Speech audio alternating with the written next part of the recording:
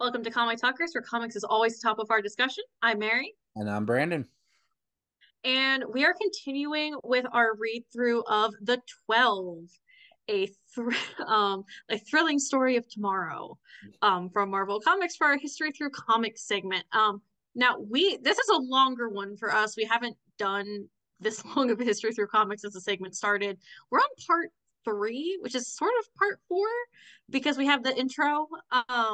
Part three of like the main storyline, Yeah. starting with issue one. We're now starting with issues 7 through 9 this week. So next time we're gonna finish the whole thing. We're getting closer to the end, folks. But we still have a lot to cover. Brandon's going to start us off with issue 7. Then I'm going to take issue 8, and then we're going to split issue 9. Yes. And what a great way to bring up history, right? In the first page of this issue. I'm going to state the following because we are going to the scene of the crime that took place last issue, where we see men in a bar, in this bar that Dynamic Man was at once earlier in the issues, last part actually, um, where he's hit on by a homosexual man, and pretty much leaves the bar pissed. Um, Now it's a scene of a crime. Um, Now, what happens here is I'm going to state the following that Dick Jones brings up. In the 1940s, the last time I was in the States, a Gloria Bar and Grill in New York City had its license revoked for failing to evict those patrons it knew or patrons that it knew or suspected to be homosexual. The owner, one Mr. Swartz, took the case to court, deciding to use the best available science and appealing to the decision by the New York State Liquor Authority. He cited research stating that there was no way to tell by sight who was or who was not heterosexual, adding that there is no rule or regulation in New York Civil Code pre- preventing a sex variant from being served at a bar. The court did not agree and upheld the closure of the Gloria Bar, allowing the liquor authority to continue closing bars across New York State that might possibly be patronized by homosexuals. Times have changed because this Gloria Bar that he's talking about is the new gay bar in New York and the scene of the crime where everything has been taking Now place. known as the Rail and Balls. Yes. Now, Dick, of course, is on the scene. He is called to evaluate and try to go everything over this. Um, and of course, detectives are saying, I gotta say, I ain't thrilled about having you here, pal. But the police commissioner says you can come in, and so I can get a look. So the main thing that they bring up is that they're there. He's there because of one thing, that some of his friends might be the main guy that's caused everything. The main Suspect. thank you. I was trying to find the right word there. Of course, they start with Dynamic Man. Of course, but Dick kind of explains that at the time of the murders, midnight last night, DM was with several of us at the house, and the commissioner has more than just our word for it. It seems our friends in the military had some security cameras put in. No sound, just picture, to keep an eye on things in case of a problem. They confirm his alibi. And he goes, something else he noticed is there was a lot of footprints and everything going on. Or no, there was no footprints actually, no fingerprints of anybody except the victims. No bullets, no casings, no knife traces. However, did they simply pull them apart like they were toy dolls? I've never seen anything like it, the detective tells him. Now, Lieutenant Detective David Rose comes into the room. Pretty much states that he knows Dick from the columns of the New York Bugle or the Daily Bugle. Of course, Dick being who he is, it's a lifestyle thing, keeps my adoring public happy. Of course, he goes, you have adoring public? Give it time. This is my first job since April 1945.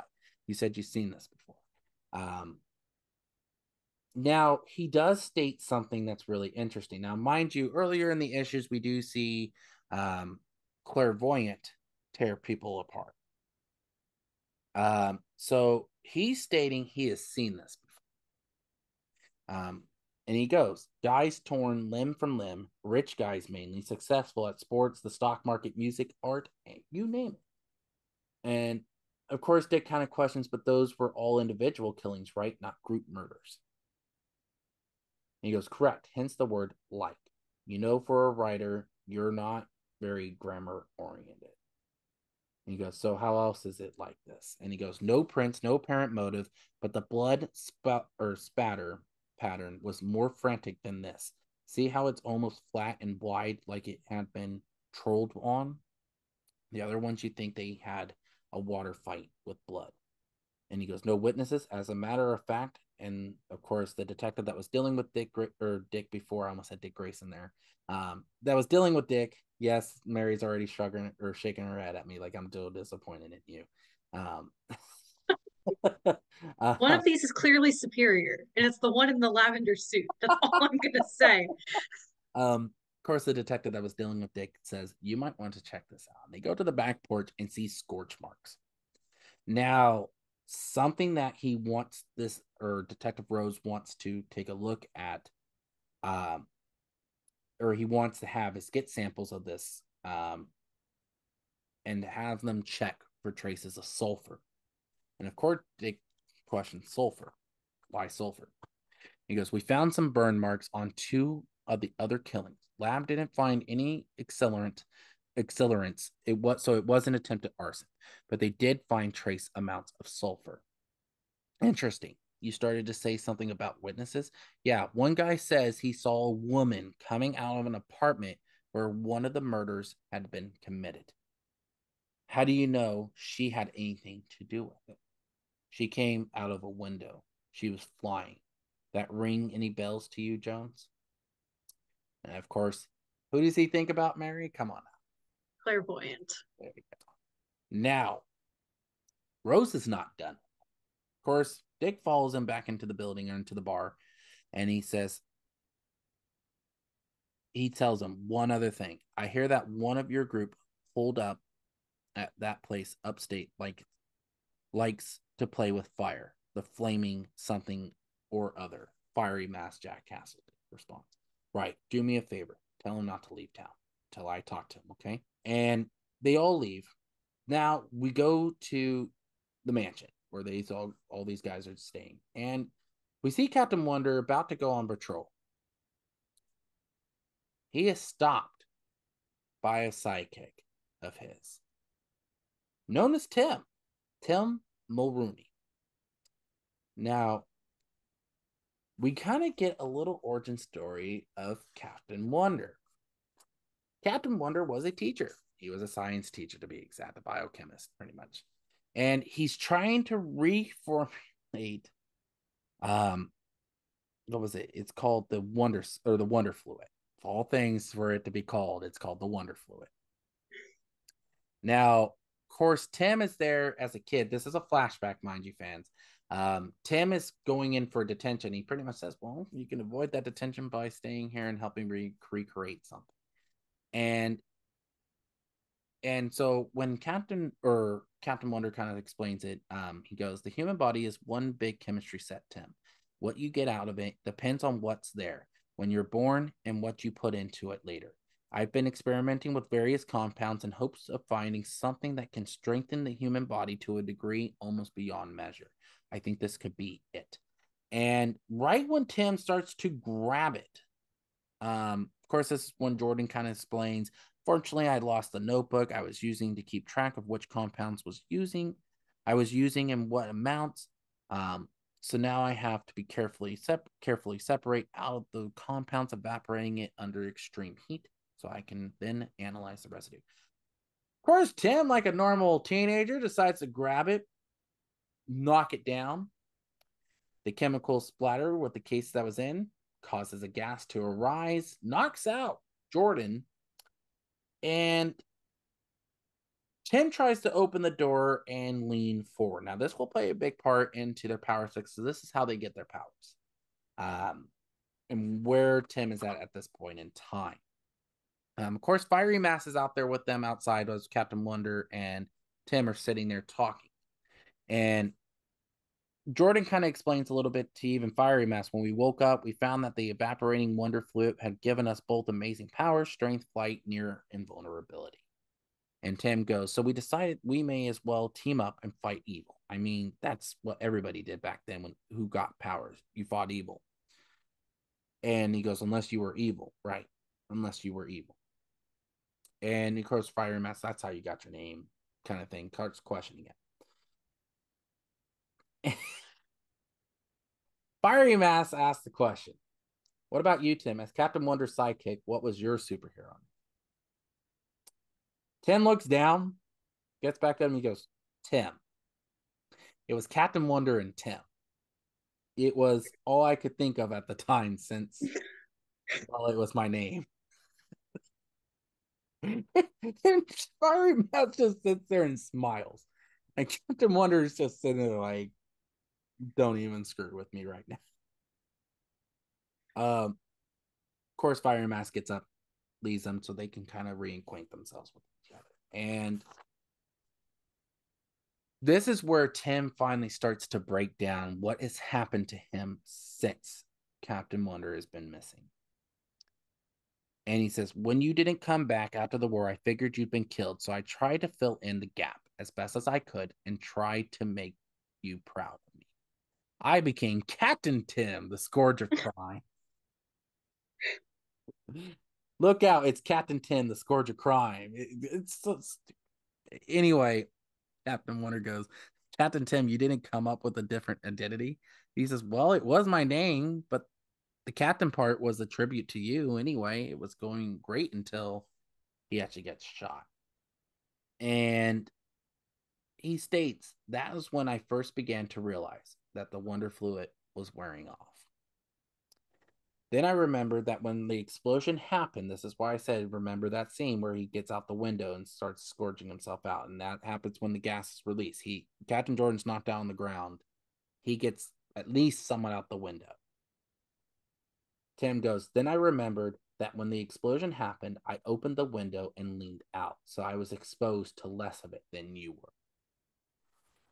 I tried to keep going, but by the 60s, I was practically normal. I didn't age quite as fast as everybody else did, but even that was catching up to me. I had to get a job working at the electronics store in Times Square. I'd pretty much given up hope on the whole thing, being a hero, being special. Hell, I'd pretty much given up on the whole country when one day, and of course you see the famous newspaper of Captain America found alive situation, and then it's a Daily Bugle paper. Now, Tim kind of states, I figured if he'd survived, maybe you did too. So I never gave up hope, and now here you are. It's good to see you again, Steve. And he goes, good to see you too, Tim, to know that you made it through the years in one piece and that you're happy.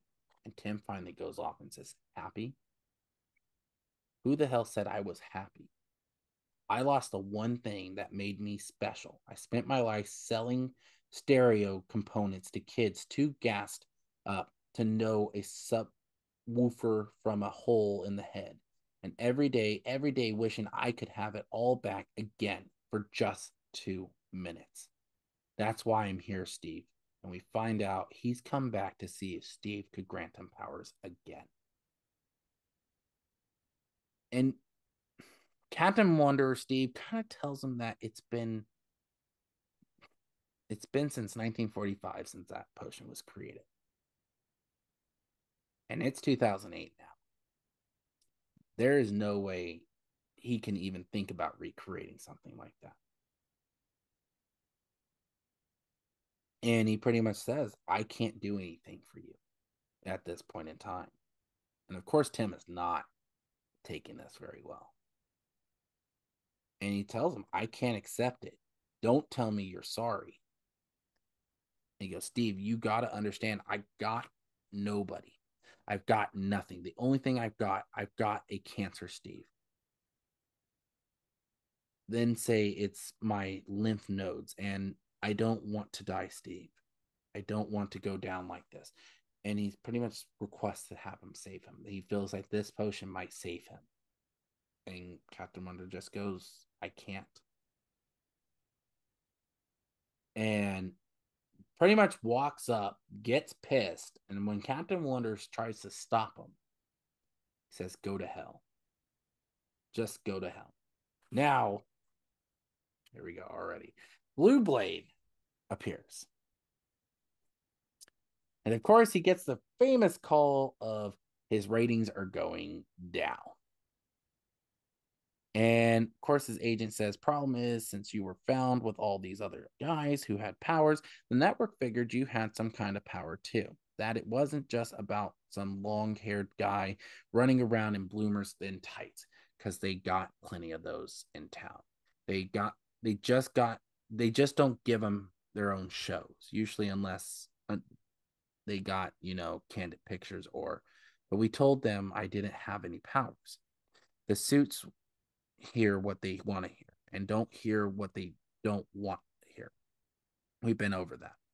And pretty much goes on the whole thing of possibly his show being canceled. Blue Blade goes, I might have an idea. Now, of course, the daughter of the inventor of Electro is escorting the body away from the building. And of course, her name is Elizabeth Zogolowski. Let me rephrase. Sorry about that, fans. Elizabeth is getting Electro back pretty much in the hands of her right now until the court case has been complete between the U.S. government and her for the rights of Electro. Of course, Roy comes out running out saying, of course, he introduces himself or the Blue Blade. I love doing that. I always laugh at it. Perhaps you've seen my show. Of course, she goes, I'm just been really busy and don't watch it. And he goes, moving our old friend Electro to his new home. I've heard you, so you've won back ownership. And he goes, I was able to get temporary custody, but I'm still going to have to battle it out in court with the government for partner or permanent ownership. They don't care about preserving him. They just want to able to pull him apart, the telepathic system my father invented to control him so that they can use it elsewhere. This was my father's dream. He put his whole life into making Electro. He put so much of himself into the mental link that when Electro went off the grid, my father's mind died of loneliness. I won't let that work be stolen. And Blue Blade kind of sweetens the deal for her. He goes, well, in order to take on, what was it? Pretty much he states fighting the government, it's going to take you a lot of money. And she states it's hard for her right now, that the money is a big problem right now. Now, something I want to address for later on is Elizabeth noticed something on Electro's feet, and it's dirt. Now, I want to play this big role, might not seem nothing big right now. It'll play a bigger role later on. And she blames the movers, thinking, oh, they dropped him or they put him down and was in dirt. And pretty much they say it wasn't us that did that. And Blue Blade kind of comes up with the idea of, why have you ever considered a career in television? And of course, this is where we're going to see next issue how this is going to play out. Now, Dick Jones is invited by Mastermind Excello to visit him in his room. Upstate, my apologies. And we find out Mastermind Excello, of course, he thanks him for coming in and everything. It's the whole thing of he has seen a vision. And he goes, back in our own time, my area of specialization was being able to sense myself in the future. I know where I was going to be and to fill the world turning into the future. So since we've come here, I've been off my game. The lead-lined walls help to keep out the telepathic static, but I'm still recalibrating myself to this age. And I don't know where I'm supposed to be, Richard. I'm lost. One of our little group is going to die shortly. Richard, I don't know how, and I don't know who. I only know that it's going to happen. And when the vision does come, fuzzy and indistinct as it may be, I always see you at the center of it all. And he goes, are you saying that I'm the one? And he goes, no, of course not. I'm not saying you're the killer. I don't feel that way that when we speak. And of course, Dick kind of goes, I wasn't about to ask if you were saying I was the killer. I was about to ask you if you thought I was the one to die. And he goes, yes. You would have thought I'd be able to anticipate that, wouldn't you? As I said, very much off my game these days. But no, I don't know if they're going to die or not. I just know that one of us is. And that's why we need to get some more protective clothing. You see, I don't know if the murderer will stop at one or if that will be just the beginning. And he goes, Dick kind of responds, well, if we're in danger, I think I know where I have to start. There is also a really great exchange when Dick first comes in. He says, thank you for coming. I needed to talk to someone, and well, you're the only one I trust. By the way, why the mask? It's not like everybody doesn't know who you are. And Dick says, can we not have this conversation? Which is so funny because at the beginning, Dick didn't want to wear the mask. Of course, if we remember, from issue 1 where he poked holes in a napkin, and now he's like, can we not talk about why I'm wearing this? Now, before we end this issue out with Tim, we do get one more scene with Dick Jones. He is in the room with one Miss Clairvoyant, and she's roused up. She's sleeping at this point in time, and all of a sudden you hear this voice and says, you and me, sister, we've got to talk about these little midnight flights of books. And by the way, in case I forget to mention it, no sudden moves, okay? For both our sakes. We go to Tim, who, of course, is the former sidekick of Captain Wonder that we just saw not too long ago. He is standing on the top of a building, puts his famous cape on, and keeps on reciting the lines. And fans, I'm going to say right now, viewer discretion is somewhat advised because this is a very scary scene. Captain Wonder and Tim, Captain Tim, Scourge of the Underworld, special. And he jumps off the building and falls to his death. Now, I want to ask Mary before we jump to, because that will finish issue 7. What was your take on Tim? Because I kind of felt for him too a little bit. I guess it's a good way to put it. I think Tim is kind of one of those characters where, like, it kind of speaks to the way that Marvel tends to handle sidekicks, which is so different from how DC does. Marvel tends to look at sidekicks as a tragedy. Mm-hmm. Of course, from this same time period as Captain Wonder and Tim, there's, Captain America and Bucky Barnes. And Bucky Barnes is inherently a tragedy. He dies.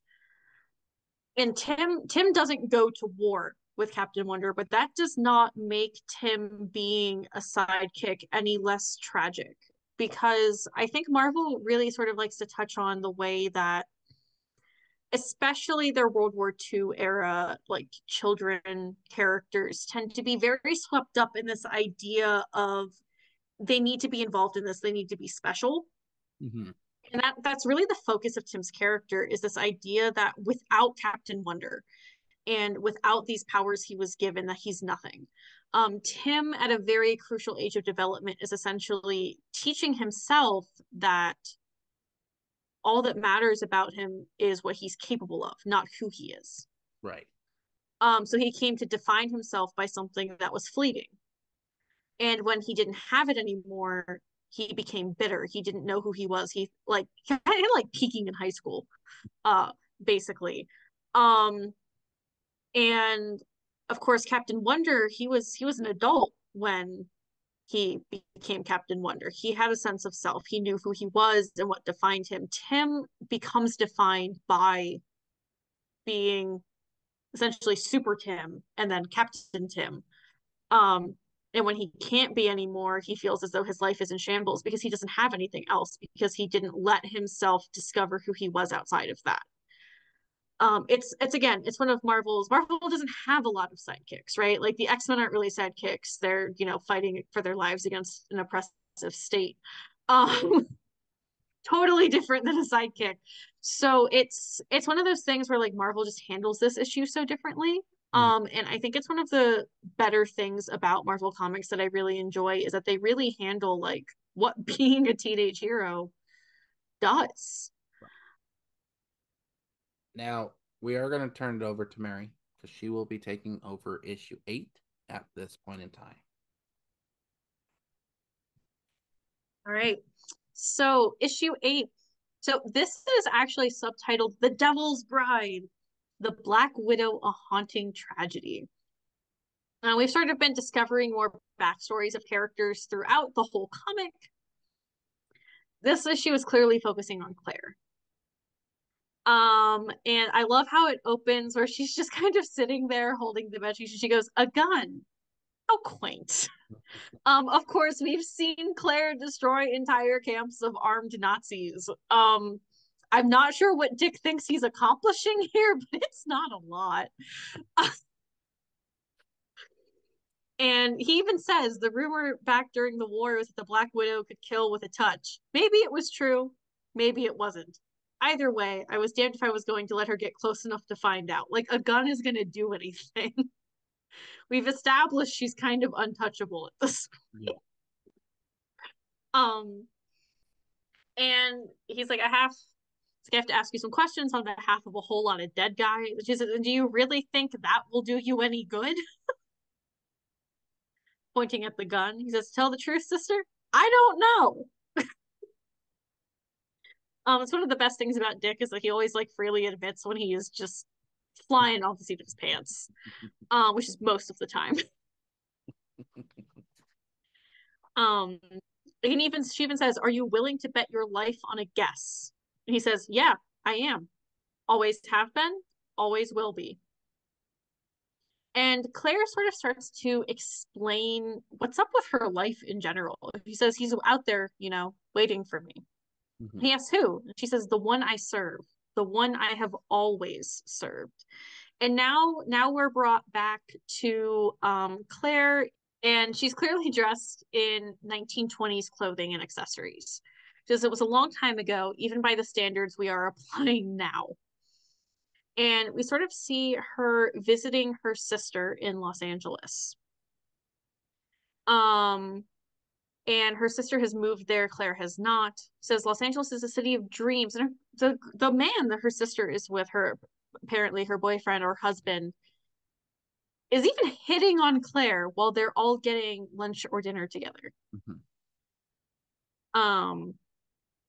And Claire even talks to her sister Debbie and says, I don't like him. He was making moves on both of us. And she says, that's just how Lester is. He doesn't mean anything by it, honest. And her sister kind of goes on with, he likes me, he takes care of me, buys things for me. You know what a coat like this costs? Claire's like, that's not the point. Every speakeasy we go to, they treat him like he's some kind of royalty because he's connected. She's like, what does that mean? Debbie says, with the police, the mob, he can get anything he wants, anyone he wants, but he wants me. Claire says, I just don't want you getting in over your head with the wrong crowd, getting into trouble. Very much taking the older sister role here. And then Debbie says, I won't, Claire, I promise. I know what I'm doing. And then we see panels of Debbie being killed by Lester with, I know what I'm doing, put over it. Claire then says, there was no question who'd pulled the trigger, but nobody would do anything about it. Because Lester was connected. Half the judges and cops in town were on his payroll, and those who weren't didn't want to get on the wrong side of his friends in the mob. They said I should go home. They said he was untouchable. I stood at her grave thinking I'd do anything, give up anything to avenge her. And there are some things, Richard, some things you should never say while standing over someone's grave. And we see the devil talking to her. And he says, I can give you the power and the means to take your revenge, but there's a price. And we sort of see the beginning of this bargaining that creates Claire as the first Black Widow. There are some who have made deals with me in the past who have managed by trickery and deceit to exceed their allotted time on Earth. They too believe themselves untouchable. I am limited in the ways I may touch the Earth and those who live there, but you are not. You can touch them. I would not ask you to harm the innocent and do not now. You touch only the wicked. You will take their lives and send their long overdue souls to me. You will be ageless, beautiful, terrifying, and you will be mine for all time. Do you consent? Or will you leave this death unavenged? Claire says, I know what I'm doing. And then she says, I do. And one of the things that really sticks out to me about this is that it is the year 1928. And this is possibly one of the first times ever that Claire has been asked if she consents to something as a woman in 1928. And it's from the devil. And it's the devil offering her power, dominion over wicked men, and is allowing her to take revenge for a crime that is going to go uncared about. And we then see Claire in 1928 in the exact same costume she is wearing now, making Lester atone for his crimes. And he even says, no, please, you can't do this to me. She says, of course I can, Lester, because as you can see, I too have connections. And then she's talking to Dick and she says, I had hoped that I had been forgotten during the long years we slept. I was wrong. I strike only against the wicked, Richard, only against those who deserve death. I know what you're investigating, and I give you my word I had nothing to do with it. He asks, why should I believe you? She says, because I have entrusted you with the truth. What I told you, I've never told anyone else. And then, of course, the power of hell surrounds her. And she goes, and because if I wished you harm, I would not have to be invulnerable to bullets. You'd simply never have the chance to pull the trigger. And he's like, oh, so you can kill with a touch, because leave it to Dick to focus on the important parts there. Yeah. And then she touches his face and says, only when I wished you. You should go now. And we're seeing the detective talking with Dr. Jack Castle. He says, look, is this going to take all night? I have things to do. I love Jack Castle. He's always having an attitude. How long depends on you, the truth, and where the two of you agree or don't agree. Say burn marks were found outside the crime scene. Scorch marks say fire. Fire says fiery mask. And that's you. He says, but the victims weren't burned to death. They were torn apart. I don't do that. Like, as far as we know, so maybe you had nothing to do with it, or you have powers we don't know about, or you worked with someone else. And Fiery Mask is starting to lose his temper. He's like, I've been straightforward with everybody I've talked to, Lieutenant. He says, have you really? Because according to witnesses who were there at the time, you stopped in at another bar recently and talked about how you used to consult with the New York Police Department back in the 40s. That as part of that work, you ended up on the wrong side of some guy called the Zombie Master, who was turning homeless guys into zombies. You said you got your powers when his machine blew up. And Castle says, so? Detective Rose says, for the last 2 days, I've had some of NYPD's best archivists going through the records for that period of time. They can't find one single shred of information that corroborates any part of your story. Castle then says, I'm not responsible for sloppy bookkeeping. And he's like, no, you're not. Maybe they did screw up, and maybe your whole story is a lie. Which raises the question, if you lied about that, then what else have you lied about? Jack Castle, red in the face, is like, if you're going to charge me with something, do it. Otherwise, I'm leaving.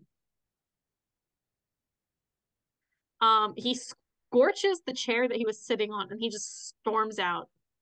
And then just kind of like leans against a brick wall and says, I don't want to die like this. and we see a flashback of Jack Castle's life. And we see him as a doctor in front of a man laying on a sofa. And the man says, "But if you can't save me, I need you to do something for me, Dr. Castle, something important." And then his hand flames, like we've seen Jack Castle's hands flame previously in the story. He says, "Very, very important." Jack almost looks like he's gonna throw up in the alleyway. And then we see Blue Blade going, "So how do I get inside his mind?" Um, Elizabeth Zagorowski says he's a robot. He doesn't have a mind. And Blue Blade says neither do the network executives. That doesn't stop them from having opinions. I love him. And he insists on Elizabeth calling him Roy. And she's like, "Electro has a cybernetic brain based on my father's neural makeup and the ability to remember physical actions in case he needs to repeat them. So his brain is basically an empty shell until someone puts his own thoughts inside the shell." Basically explaining how Electro works with when he and my father were joined through the command console, they became something bigger than the sum of their parts. My father, always thin and sickly, could move whole mountains, and Electro, well, for those moments, Electro was a real person with feelings and thoughts. And so she says they missed each other terribly when they were separated. Roy says, "Yes, I'm sure they did. Poor fellows. Now back to me. How do I work this? Looks very high tech." She says it's deceptively simple and then puts the helmet on him. And she says, "We should test the system more closely before we get going, though, just in case there." And he says, "Nonsense. We learn by doing," and flips the switch. We see his face in Electro's screen that we had seen Mr. Zagorowski in the Spearhead. He says, "Amazing, his power, his strength, I can feel it. Behold, Electro lives again." And he says, "Okay, that was a little over the top, but still, the feeling, I can't describe it." He says, "Now to try a little movement." Elizabeth's trying to get him to take off the helmet. He says, "No, I've got it. I've got it. Just gotta move out of the way a little bit." And then he accidentally turns on the navigation rockets. And he just says, "Oh dear." He manages to lower it back down, says, "It's all right. It's all right. I've got it." Says that wasn't so bad. And she tells him to be careful. He's like, "We're insured." He didn't realize he could actually fly.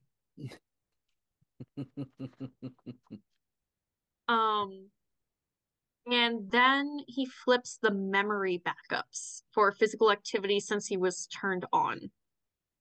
He starts screaming, doing the classic Mastermind Excello. And then she gets the helmet off of him, asks if he's all right. He says, "Yeah, I'm fine. Dear God, of course, it all makes sense now." She asks what he's talking about. He says, "Nothing, nothing here. You should get some water." That was quite a shock for both of us. So that was a fascinating experience. One might even say life-changing. And then we see that Mastermind Excello has sent Dick a package. A nice little care package of new clothes. Made along the same lines as his previous look, but improved with Kevlar and other little touches that may end up saving his life. We also find out that Excello has bailed out Mr. Burton, Laughing Mask. The government did not wish to spend its money on his freedom. Pending trial is shameful. And I feel there is some part for him to play in this before the end. Excello reveals that the future is beginning to reveal itself to him more and more every day.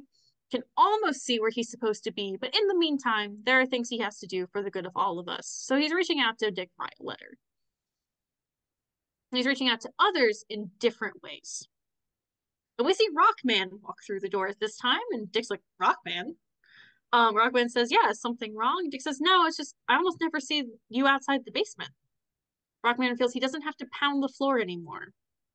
Says he had a dream and he spoke to me. Excello. He told me that I'd worked hard enough, that I'd signaled loud enough. He told me my people had heard me. He said they were coming for me. He said I would be with them soon and I would never be alone again. Also, every time we see Rockman, he has a different hairstyle. Yeah, I've noticed that. Um, serious case of helmet hair. I don't know what's going on with that. Maybe there's a wig inside. Who knows? Um, and then we see Roy going, "What do you mean the network doesn't like my costume?" We see someone go, "It's not them, it's the focus group. They think that, well, the case of your legs and chest, less is more, if you know what I mean." He's like, "It was good enough to beat the Nazis in." They're like, "Yeah, true, but they're also out of fashion these days. Well, in most places." Roy says, "I suppose it wouldn't hurt to try something a bit more trendy." He asked, "By the way, what time is it?" They said nearly 10:30. Almost everyone's gone home for the day. And Roy says, "I need to go. Very important appointment. Hold on to your socks till tomorrow, my friend, and tell the network to hold on to theirs, because I may have something for the show that'll knock those socks right back off again." We see him standing in a field, looking contemplatively towards the sky. This is where we get Roy Chambers' backstory. And this is, I think, what won Brandon over on Blue Blade. Yes, it did. I was right, ladies and gentlemen, just so Yeah, you know. yeah. Uh, On the record, she was right. I was wrong. I actually enjoyed him more now with his backstory a little bit more. and we see what is most likely Roy's brother say, "Why even try, Roy? You know you're just going to fail. Guys like you and me, well, what are we? We're not stars. You're not a star. You go to California and you're just going to end up like every other failed bum out there." So we see him looking at the Scarlet Saber, which is like an old, I think it honestly might even have been published by Marvel, comic strip from back in the day, talking about a swashbuckling Errol Flynn type. And he says, "I won't let the dust take me, Bill. I can't. I'm going to be somebody. I'm going to be somebody if it kills me." We see him go, "Well, hello there." And Dynamic Man floats down, stands in front of the moon in the sky. He goes, "I've got something to tell you. Something nobody knows. Not even you. Something that's maybe even worth somebody's life. Maybe mine, maybe yours. So, you interested?" Well, And that's where issue 8 ends, with Roy Chambers making a stand. this is where it picks up with issue 9, and I'm going to go ahead and start us off, and then we're going to split it up halfway through.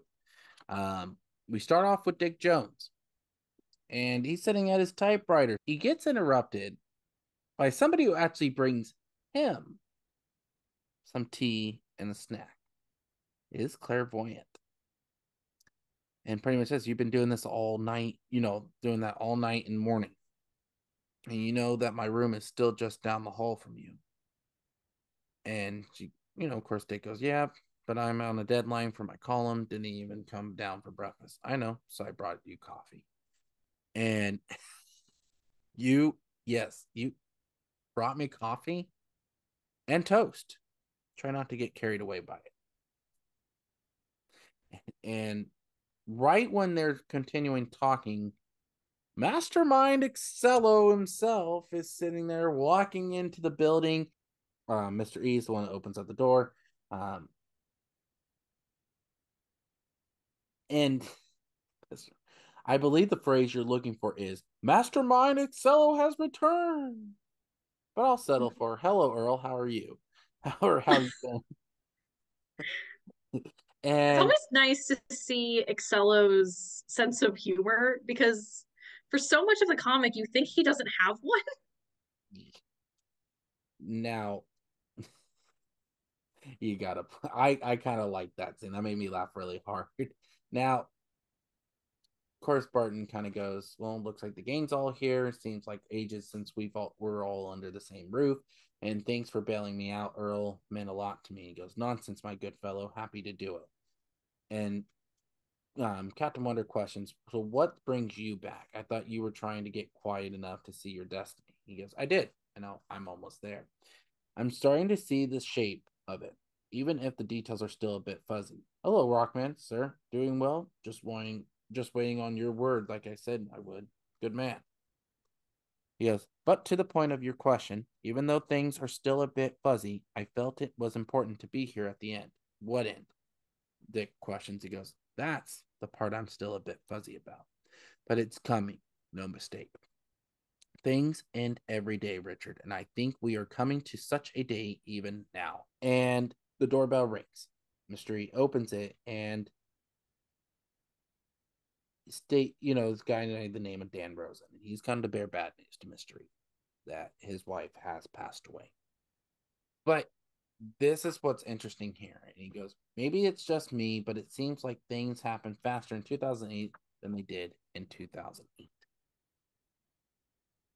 Not just cars and planes and the speed of light. I'm talking about the speed of life. Time was you work 9 to 5, be home by 5:30, play with the kids as twilight beckoned, then dinner at 7, a few hours of good conversation or listening to the radio, then bed. Of course, the American typical 1950s. Of course, like 1940 time frame after World War II, having fun with the family and kids. Now, of course, things have changed, but it's pretty much this whole statement is how times have changed. That gadgets are there, the way the family dynamic has changed. That they got practice here, or they got this going on here. It happened, and it's more the gadgets and everything like this. And Dick states this: this isn't the world I was born into anymore. And the terrible thing, the gut wrenching and horrific thing is, I don't know how to get it back. I'm lost. I'm lost. Now we turn to Blue Blade. Now, Blue Blade in his new costume, which by God, I'm glad he's in this costume than the crappy one that we got, with him pretty much half naked. He's a shirt now, ladies and gentlemen. Yeah. He's clothed. And he's about to take on take on with Electro for his very first episode with him. And he states, I must confess, the new costume is growing on me. A new look for a new beginning, eh? Once the audience sees our new special guest tomorrow, I suspect the ratings will go up quite a bit. Don't you think, Elizabeth? And he goes, Elizabeth? He goes, and she says, sorry, just finishing up cleaning some of the leads to Electro's cybernetic interface. He didn't respond well to your input the other day, and I want to make sure that that doesn't happen during the show. And he goes, you sound even more nervous than usual about it. And she goes, of course I am. I suppose I am. And he goes, that he's been debating to telling him this, that because there's so much on the line, the money you're paying will be such help in my suit. Again, to get full-time ownership of Electro, but there's something you should know. My father based his designs for Electro on his own neural network. And in the later part of his life, my father, he went insane. Violently insane, and there's always been some concern that Electro might also, or pretty much Blue Blade responds with, might also go a bit wiggy. And she goes, something like that. And of course, he tries to blow it off like nonsense. He's a good, stout fellow, all that. And he goes, well, I hope you're right about the audience reaction when they see him as your special guest. Oh, I wasn't talking about him, my dear. I was talking about him at all. I wasn't talking about him at all. And we kind of switch back and forth in these panels. So I'm going to kind of go over quickly. Dynamic Man is actually at a ball game. And he's kind of doing one of the little like intermission things that they do during the innings and stuff. And Blue Blade is currently on set still, kind of running up some scripts and everything that he's about to do. And Dynamic Man's job is now all these guys are lined up. They're all SWAT members. Then they're going to line up and shoot a whole bunch of rubber bullets at them and see how many he can catch. And the winner, whoever gets the closest number wins some, pretty much wins the finest. What was it? Winners will receive 5 game passes and an unlimited supply of Dapper Dogs, the finest hot dog you can buy. I'm not going to go so much over Dynamics Man's story in this part. Wouldn't you agree, Mary? It's more I'm going to go over what happens in Blue Blade. It's important to know what he's doing, but the details aren't the most important part. Yes. So Blue Blade all of a sudden is roused by a moving Electro without the helmet on. Now, Blue Blade tries to fight. So this is the way, or this way goes the game, eh? So be it. If you expect me to be afraid, to beg for mercy, or to hide, think again. I just love how he thinks he's going to man up against something like this. With a man gotta love a non-powered character that doesn't know when to quit. Come on. This is where I went. Yeah, I see. Like I got to the point where I loved Blue Blade at this point, but it's just the point. And Between the backstory, seeing him actually like put work into the show and not just expecting to have it handed to him, and then this, like, yeah. he's fun. Now, of course, he does find ways to attack him back and use the environment around him. But Electro gets back up, uses rocket packs to pretty much grab hold of Blue Blade by the throat, and he states, "I know who you are. Do you hear me? I know who you are. And you're nothing. Nothing. You're not even a man." And Electro raises him up and throws him out the window. And that is an awesome piece of foreshadowing to keep thinking about for next time. Yes. Now, we also told you, too, that a little while back, you need to pay attention to the scene. And this is all the way back in issue 1. Now, we do have that whole scene where in that little panel that we get, you see Blue Blade just lying there. And we think it's Dick Jones who's killed him. Now you know how Blue Blade dies. It's not because of Dick Jones. It is because he was thrown out a window by Electro. Now, at this point in time, Dynamic Man is still at the baseball park. They do catch, he catches what, 49 bullets? Not the point. Pretty much it's like Mary says. It's the whole point. You need to know what he's doing at this point in time. Now, I'm going to turn it over to Mary to finish up this issue because it does turn to Dick Jones. So there's also a really awesome scene right before we go back to Dick Jones. And it says, "So folks, if you answered 49 or you answered 151, you both win. Everybody's a winner tonight." And that text is right over a panel of Blue Blade lying on the pavement. Mm-hmm. And that sort of goes back to him saying he's going to be someone if it kills him. But going in with Dick Jones, he has writer's block again. He's sitting at his typewriter, not doing a whole lot of anything, and then the phone rings. And he says, "Yes, yes, of course, I'll be right there. I thank you for the chance. That is, I'm on my way." The Blade was dead. Rose thinks he has his suspect all neat and tidy, just needs someone to identify the body before the coroner gets it. Like anybody would need confirmation the way Roy dressed. "I should tell the others. They have a right to know. But I hold back. I've got that familiar feeling in my gut that says something's not right." And he shows up at the crime scene, "Got here as fast as I could." And it's like he's not going anywhere. And the medical examiner is running late. On the phone, Rose said he'd been crushed to death. No question about the cause of death or the perp. No questions? I've got plenty of them. You're always 2 points short of being a joke, Roy. But to pull something like this out in the open, somebody had to decide you were dangerous all of a sudden. What made you dangerous, Roy?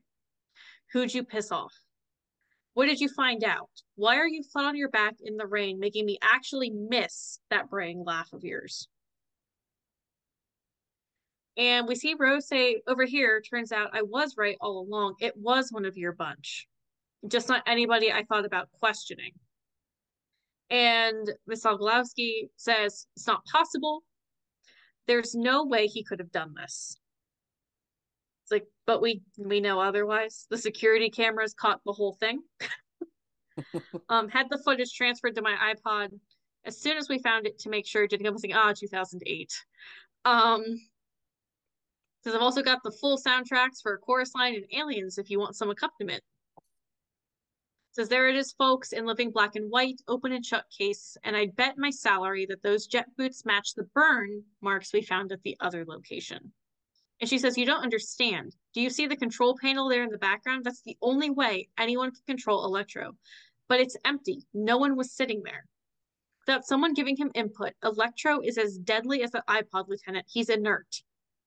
He's like, "You look pretty irked to me when he was crushing the blade, lady," which is my favorite line in this whole issue. So I'm having him, confiscated as evidence. We'll take that control what's it at the same time. It says what happens to it after that is up to the courts. Probably disassemble the whole thing and sell it for parts. And then we see Mrs. Ogolowski talking to Dick. She says, I've seen your picture on the articles you write. Where was your friend? Wasn't he's like, I suppose he was, as much as any of us could be. He wasn't an easy guy to, she says, then listen to me. The other day when she basically goes over everything that we saw with Roy testing Electro. Mm-hmm. She says, once they confiscate this equipment, who knows what will happen to it? If he was your friend, you have to find out what he saw, and you have to do it quickly. And then she just shoves the helmet on his head. And then just turns it on. No warning. He says, it feels like 10 million volts of electricity just zapped into my brain. I think I smell something burning. I think it's me. Then the world disappears. And we sort of see him, and we see the old Dr. Zagolowski. Says, I know you can hear me. Yes, there you are. You can see and hear me. I can see you seeing me and hear you hearing me. At last, all my hard work these past 20 years has paid off. And we even see him say, I won't be alone anymore. I shouldn't have said that, not out loud. You'll go to sleep now. You'll be lonely, as I have been lonely. But it won't last. We'll begin again tomorrow. I'll teach you to be a hero. We see some of the early adventures of Electro. You can see, actually, like, these adventures in the comics in the Electro reading list that I gave back in the intro. Very, very similar stories to this. And we see him say, I thought it would make my life better, simpler, happier, but every time I unplug, it becomes harder and harder to accept my life as it is. Except to look in the mirror and see what I am and all the things I am not. I long to be perfect almost as much as I long not to be alone. That's going to be really important to think about within the next 3 issues. Mm-hmm. We see World War II. We see, spearhead stuff. It's also very interesting to me too that the way that Electro's like screen is that it's almost like the shape of a heart you make with your hands. Yes. Again, speaking to this idea of not wanting to be alone. And then the door shuts in the bunker that they were all kept in, and we see in like looping, like twisty script, I long to be perfect almost as much as I long not to be alone. You'll go to sleep now. You'll be lonely as I have been lonely, but it won't last. And then within the bunker, we see Electro turn on. And we see, we are not alone. I hear you. Not alone, not lonely.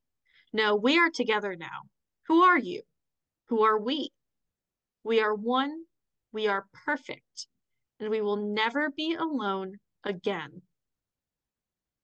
And it's interesting to see who is closest to Electro in the bunker. Mm-hmm. Brandon, do you think we should tell him, or do you think we should let him find out next time? I think we should let him find out. I think at this point, they want to read it and kind of evaluate the same way we have. I think it's going to be a good cliffhanger for them. No spoilers.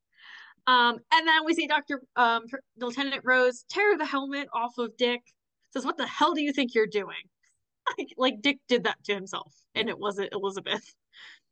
He says, I could throw you in jail right now for tampering with evidence. Dick's trying. He's like, the connection was severed too quickly. He says, I think I know. And then he just passes out. And Lieutenant Rose says, well, if there was any doubt, it's gone now. He's a writer, all right. That was a cliffhanger ending if I ever saw one. He tells them to get a doctor, but take your time. Guys like that are used to being decked out on the floor. Tell you the truth, after a while, I think they start to like it. And then we're back at the house that the 12 are all sharing together. And Excello says, you seem troubled, my friend. And he's talking to Dr. Jack Castle. And he says, no, I was lost in thought. And Earl says, you seem to forget you were speaking to one who can pick up on errant thoughts, Mr. Castle. And he Corso goes on to say, there's something I've never told anyone, and from what Detective Rose said, sooner or later that secret's going to come out, and I don't know what to do about it. And we find out that Dr. Castle is extremely ashamed of something. He's experiencing an immense amount of guilt and shame. And he says, I told the others that I was once a doctor working with the police. Well, the first part of that's true, but the second, I never worked with the cops, was never taken by the zombie master, or exposed to a mind control ray. My life has been a lie, Earl. I was driving home one night after work. It was late and I came across something that would change my life forever. The guys in the car were mobsters. I'd seen their pictures in the paper 100 times. They were all dead.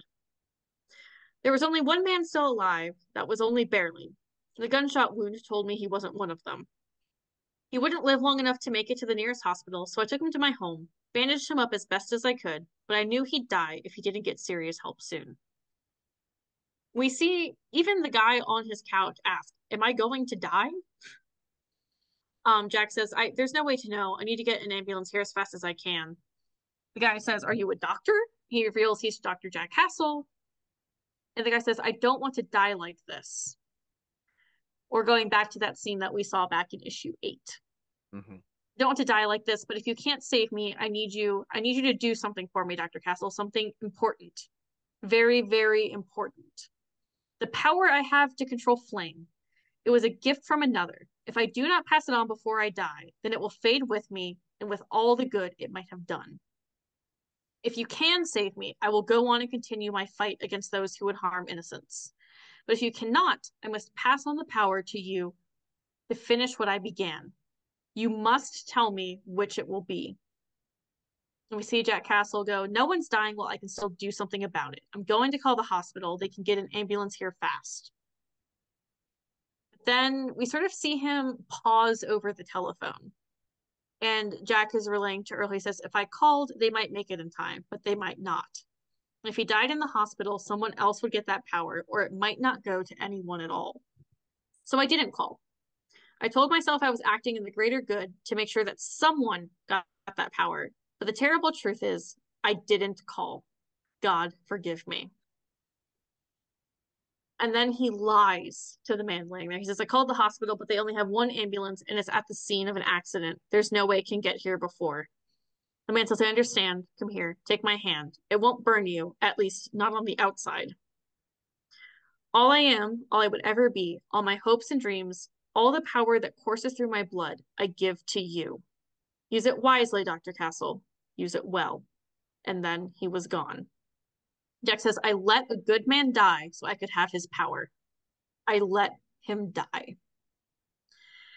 And that is the end of issue 9. So I think this is a great point to end this podcast. That fans, you come back in a month. We release the final part of the 12. As always, subscribe to our YouTube channel, hit that bell notification so you never miss an episode, especially this one. You want to get caught up, you want to do this, we have a whole playlist of the 12 for you. So please go catch up from parts 1 to now 3. Also, check us out on other for other great comic book and anime content on Spotify for podcasters, Spotify, Google Podcasts, Apple Podcasts, many other platforms. Check us out on Facebook, Instagram, and TikTok at Comic Talkers to get all the latest updates. Let us know what you think about the 12. Let us know what you think about Clairvoyant's origin, Captain Wonder's origin. Also, let us know about Roy Chambers if your opinions change just like mine did. You can also tell in the comments if that's the case that Mary was right in this case. You're in the same boat as me. I will even comment on that. Mary should comment as well. I was right. I'll be like, yeah, you were right. One. One. But as always, thank you for your support. Thank you for watching this video. And as always, my name is Brandon. And I'm Mary. And may comics always be the top of your discussion.